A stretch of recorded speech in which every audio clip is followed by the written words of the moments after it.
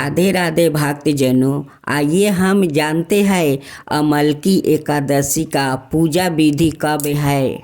2025 से अमलकी एकादशी इस बार 10 मार्च को है। होली और महाशिवरात्रि के बीच में पड़ने वाली इस एकादशी को आंवला एकादशी और रंग भरी एकादशी भी कहते हैं। फागुन मास के शुक्ल पक्ष की एकादशी को अमलकी एकादशी का व्रत रखा जाता है। इस दिन भगवान विष्णु की पूजा का विशेष महत्व होता है। अमलकी एकादशी पर आंवले के पेड़ की पूजा और उसका इस्तेमाल खास तरीके से किया जाता है। यह व्रत उत्तम स्वास्थ्य और सौभाग्य के लिए मनाया जाता है। इस दिन मंदिर में आंवला का पेड़ लगाना भी शुभ होता है। मानता है कि आंवले के वृक्ष की पूजा और उसका सेवन करने से अच्छा स्वास्थ्य और भाग्य मिलता है। आइए आपको बताते हैं इस दिन का खास महत्व, पूजा विधि और पूजा का शुभ मुहूर्त कब से कब तक है। अमलकी एकादशी 10 मार्च सोमवार को है। फागुन महीने के शुक्ल पक्ष की एकादशी 9 मार्च रविवार सुबह 7:45 से शुरू होकर 10 मार्च सोमवार को सुबह 7:44 तक रहेगी। उदय तिथि के अनुसार अमलकी एकादशी 10 मार्च को मनाई जाएगी। अमलकी एकादशी का व्रत 10 मार्च को रखा जाएगा। अमलकी एकादशी को रंग भरी एकादशी भी कहते हैं और इस दिन से रंग खेलने का सिलसिला आरंभ हो जाता है। काशी में रंग भरी एकादशी धूमधाम से मनाई जाती है। पौराणिक कथाओं के अनुसार इस दिन भगवान शिव माता पार्वती से विवाह के बाद पहली बार काशी आए थे। रंग भरी एकादशी पर भक्त शिव जी पर रंग अबीर और गुलाल उड़ा कर खुशी मनाते हैं। इस दिन से काशी में 6 दिन तक रंग खेलने की परंपरा शुरू होती है। मानता है कि शिव जी पर गुलाल चढ़ाने से जीवन खुशमय होता है। रंग भरी एकादशी का त्योहार शिव और पार्वती के काशी आगमन का प्रतीक है। इसे काशी की संस्कृति का हिस्सा माना जाता है। एकादशी के दिन भक्त भगवान शिव और माता पार्वती को प्रसन्न करने के लिए विशेष पूजा अर्चना करते हैं। भगवान शिव को लाल गुलाल अर्पित किया जाता है, जो उनके उग्र स्वरूप का प्रतीक है। माता पार्वती को श्रृंगार का सामान चढ़ाने से सुख समृद्धि की प्राप्ति होती है। रात में जागरण और भजन कीर्तन से भगवान शिव की विशेष कृपा प्राप्ति होती है। इसके अलावा भगवान विष्णु के सामने 9 पत्तियों वाली दीपक जलाकर रात भर रखने का भी विधान है। ऐसा माना जाता है कि इससे घर में सुख शांति और समृद्धि आती है। जय श्री कृष्णा, राधे राधे मेरे प्यारे भक्त जैनों। अब आप सुनेंगे अमलकी एकादशी की व्रत कथा। अमलकी एकादशी की आप सभी को हार्दिक शुभकामनाएं करती हूँ। ईश्वर आप सभी को सारे मनोकामना पूरा करे। 1000 गौ दान का फल देती है अमलकी एकादशी। फागुन शुक्ल पक्ष एकादशी व्रत कथा। मंधाता बोले कि हे वशिष्ठ जी, यदि आप मुझ पर कृपा करें तो किसी ऐसे व्रत की गाथा सुनाइए जिससे मेरा कल्याण हो जाए। महर्षि वशिष्ठ बोले कि हे राजन, सब व्रतों से उत्तम और अंत में मोक्ष देने वाले अमल की एकादशी के व्रत का मैं वर्णन करता हूँ। यह एकादशी फागुन माह के शुक्ल पक्ष में होती है। इस व्रत के करने से समस्त पाप नष्ट हो जाते हैं। इस व्रत का फल 1000 गौदान के फल के बराबर होता है। अब मैं आपसे एक पौराणिक कथा कहता हूँ, आप ध्यान पूर्वक सुनिए। एक वैदिश नाम का नगर था जिसमें ब्राह्मण, क्षत्रिय, वैश्य और शूद्र चारों वर्ण आनंद सहित रहते थे। उस नगर में सदाए वेद धावानी गूंजा करती थी और पापी, दुराचारी और नासिक उस नगर में कोई नहीं था। उस नगर में चैत्यरथ नाम का चंद्रवासी राजा राज करता था। वो अत्यंत विद्वान था और धार्मिक था। उस नगर में कोई भी व्याकृत दलिद्रता वो कंजूस नहीं था। सभी नगरवासी विष्णु भक्त थे और आबाल वृद्धा स्त्री पुरुष एकादशी का व्रत किया करते थे। एक समय फागुन मास के शुक्ल पक्ष की अमलकी एकादशी आई। उस दिन राजा, प्रजा और बाल वृद्धा सबने हर्षपूर्वक व्रत किया। राजा अपनी प्रजा के साथ मंदिर में जाकर पूर्ण कुंभ स्थापित करके धूप, दीप, नैवेद्य, पंचरत्न आदि से धात्री आंवले का पूजन करने लगे और इस प्रकार स्तुति करने लगा। हे धात्री, तुम ब्रह्म स्वरूप हो। तुम ब्रह्मा जी द्वारा उत्पन्न हुए हो और समस्त पापों का नाश करने वाले हो। तुमको नमस्कार है। अब तुम मेरे अर्घ्य स्वीकार करो। तुम श्री रामचंद्र जी द्वारा सम्मानित हो। मैं आपकी प्रार्थना करता हूँ, अतः आप मेरे समस्त पापों का नाश करो। उस मंदिर में सबने रात्रि को जागरण किया। रात के समय वहाँ एक पहेलिया आया जो अत्यंत पापी और दुराचारी था। वो अपने कुटुंब का पालन जीव हत्या करके किया करता था। भूख और प्यास से अत्यंत व्याकुल वो पहेलिया इस जागरण को देखने के लिए मंदिर के एक कोने में बैठ गया और विष्णु भगवान और एकादशी महात्म्य की गाथा सुनने लगा। इस प्रकार अनाय मनुष्यों की भांति उसने भी सारी रात जाग कर बिता दिया। प्रात काल होते ही सब लोग अपने घर चले गए तो पहेलिया भी अपना घर चला गया। घर जाकर उसने भोजन किया। कुछ समय बीतने के पश्चात उस पहेलिया का मृत्यु हो गई। मगर उस अमलकी एकादशी के व्रत और जागरण से उसने राजा विदुरथ के घर जन्म लिया और उसका नाम वसुरथ रखा गया। युवा होने पर वो चतुरंगी सेना के सहित और धन धनाय से युक्त होकर 10,000 ग्रामों का पालन करने लगा। वो तेज में सूर्य के समान, कांति में चंद्रमा के समान, वीरता में भगवान विष्णु के समान और क्षेमा में पृथ्वी के समान था। वो अत्यंत धार्मिक, सत्यवादी, कर्मवीर था और विष्णु भक्त था।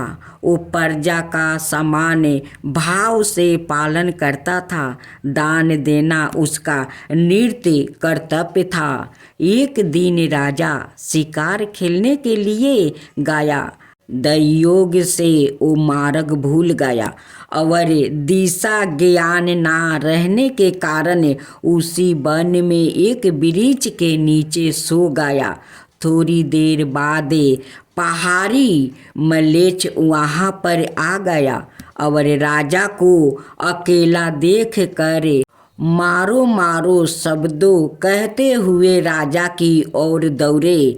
मलेच्छ कहने लगा कि इस दुष्ट राजा ने हमारे माता पिता पुत्र पोत्र आदि अनेक संबंधियों को मारा है और देश से निकाल दिया है।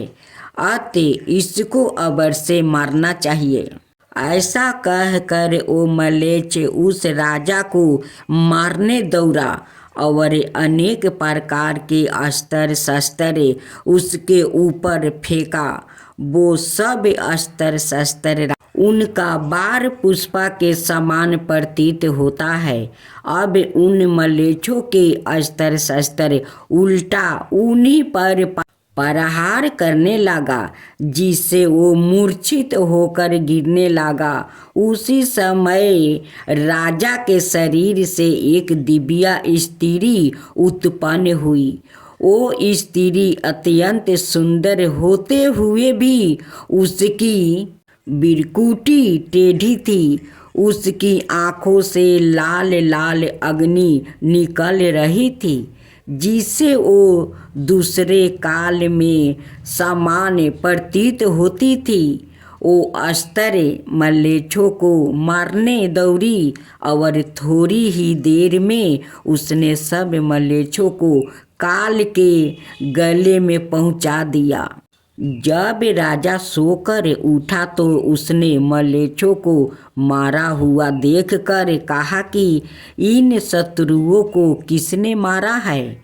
इस वन में मेरा कौन हितैषी रहता है? वो ऐसा विचार कर ही रहा था कि आकाशवाणी हुई, हे राजा, इस संसार में विष्णु भगवान के अतिरिक्त कौन तेरी सहायता कर सकता है? इस आकाशवाणी को सुनकर राजा अपने राज्य में आ गया और सुखपूर्वक राज्य करने लगा। महर्षि वशिष्ठ बोले कि हे राजन, यह है अमलकी एकादशी का व्रत प्रभाव था। जो मनुष्य इस अमलकी एकादशी का व्रत करते हैं वो प्रत्येक कार्य में सफल होता है और अंत में विष्णु लोक को जाते हैं। अब सुने भगवान विष्णु की शिवा उपासना और चक्र प्राप्ति की कथा। एक समय की बात है, दैत्य प्रबल होकर सभी लोगों को पीड़ा देने और धर्म का लोप करने लगे। इससे व्यथित होकर देवगण भगवान विष्णु के समीप पहुँचे।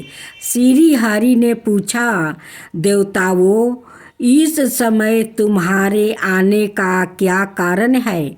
मैं तुम लोग के किस काम आ सकता हूँ? निसंकोच होकर तुम लोग अपनी समस्या बताओ। देवताओं ने कहा, हे देव रक्षक हरि, हम लोग इस समय दैत्य के अत्याचार से अत्यंत दुखी है। शुक्राचार्य की सलाह और तपस्या के बल से वो प्रबल हो गया है। हम सभी देवता उन पराक्रमी दैत्यों के सामने बेबस होकर उन सब परास्त हो गया है। स्वर्ग पर भी उन अत्याचारियों का राज्य हो गया है। इस समय आप ही हमारे रक्षक हैं, इसलिए हम आपकी शरण में आया है। हे देवस, आप हमारी रक्षा करें। भगवान विष्णु बोले, देवताओं, हम सभी के रक्षक परमेश्वर शिव है। उन्हीं की कृपा से मैं धर्म की स्थापना और असुरों का विनाश करता हूँ। तुम लोग का कष्ट दूर करने के लिए सभी मैं उन्हीं सबर लोग परमेश्वर की उपासना करूँगा। मुझे विश्वास है कि वो परम दयालु शिव अवश्य प्रसन्न होंगे और तुम लोगों का दुख दूर करने के लिए वो कोई ना कोई मार्ग भी ढूंढ निकालेंगे। देवताओं से ऐसा कहकर श्री हरि महादेव की उपासना करने के लिए कैलाश गया। वहाँ पहुँचकर वो विधि पूर्वक भूत भवन भगवान शिव की आराधना करने लगे। वो नृत्य हजार नामों से परमेश्वर शिव की स्तुति करते और प्रत्येक नामों चरण के साथ एक एक कमल पुष्पा अपने आराध्या को अर्पित करते। इस प्रकार भगवान विष्णु की यह शिव उपासना सहस्त्र दिव्या वर्षों तक निर्बाध चलती रही। एक दिन महात्मा शिव ने विष्णु भक्ति की परीक्षा लेनी चाहिए। भगवान विष्णु नित्य की तरह एक शस्त्र कमल पुष्प शिव जी को अर्पित करने के लिए लेकर आए। लीलाधारी महादेव ने उसमें से एक कमल पुष्प कहीं छिपा दिया। शिव की माया के द्वारे घटित इस घटना का पता श्री हरि को भी नहीं लगा। उन्होंने गलती में एक कमल पुष्प कम पाकर उसकी खोज आरंभ की। पूरी पृथ्वी का भ्रमण कर लिया, परंतु कहीं भी उन्हें वह कमल पुष्प नहीं मिला। तदंतर ढूंढे व्रत का पालन करने वाले भगवान विष्णु ने अपना एक कमल व्रत नेत्रा ही उस कमल पुष्पा के स्थान पर शिवा प्रीत कर दिया। श्री हरि के इस अद्भुत त्याग से परमेश्वर तत्काल प्रसन्न हो गए और प्रकट होकर बोले, विष्णु, मैं तुम पर बहुत प्रसन्न हूँ। इच्छा अनुसार वर मांगो, मैं तुम्हारी प्रत्येक कामना पूरी करूँगा। तुम्हारे लिए मेरे पास कुछ भी आदेश नहीं है। भगवान विष्णु ने कहा, नाथ, आपसे मैं क्या कहूँ? आप तो सवाए अंतर्यामी है। संसार की कोई बात आपसे छिपी नहीं है। आप सब कुछ जानते हैं। फिर भी अगर मेरे ही मुख से सुनना चाहते हैं तो सुनिए। प्रभु, दैत्यों ने संपूर्ण संसार को दुखी कर रखा है। धर्म की मर्यादा नष्ट हो गई है। अतः धर्म की स्थापना और साधु संरक्षण के लिए दैत्यों का वध आवश्यक है। मेरे अपने अस्त्र शस्त्र उन दैत्यों के विनाश में समर्थ है। इसलिए मैं आपकी शरण में आया हूँ। भगवान विष्णु की मिनती सुनकर देवाधिदेव शिव ने उन्हें अपना सुदर्शन चक्र दिया। उस दिव्या चक्र के द्वारा श्री हरि ने बिना किसी शर्म के समस्त प्रबल दैत्यों का संहार कर डाला। संपूर्ण जगत का संकट समाप्त हो गया, देवता सुखी हो गया। इस प्रकार भगवान विष्णु को सुदर्शन चक्र के रूप में एक दिव्या आहुति की प्राप्ति भी हो गई। अब सुने, हर व्रत गाथा के साथ सुनी जाती है लपसी तपसी की यह कहानी। एक लपसी था और एक तपसी था। तपसी हमेशा भगवान की तपस्या में लीन रहता था और लपसी रोजाना सावा शेर की लपसी बनाकर भगवान का भोग लगा कर जिमा लेता था। एक दिन दोनों लड़ने लगे। लपसी बोला, मैं रोज भगवान की तपस्या करता हूँ, इसलिए मैं बारा हूँ। तपसी बोला, मैं रोज भगवान को सावा शेर लपसी का भोग लगाता हूँ, इसलिए मैं बारा हूँ। नारद जी वहाँ से गुजर रहे थे। दोनों को लड़ता देख कर उनसे पूछा कि तुम क्यों लड़ रहे हो।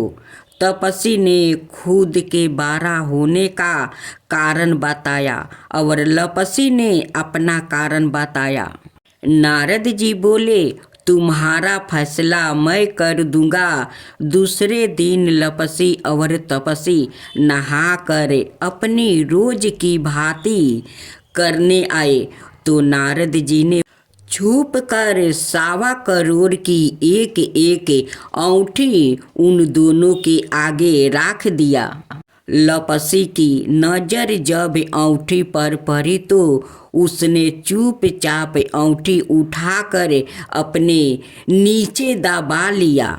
लपसी की नजर औंठी पर पड़ी, लेकिन उसने ध्यान नहीं दिया।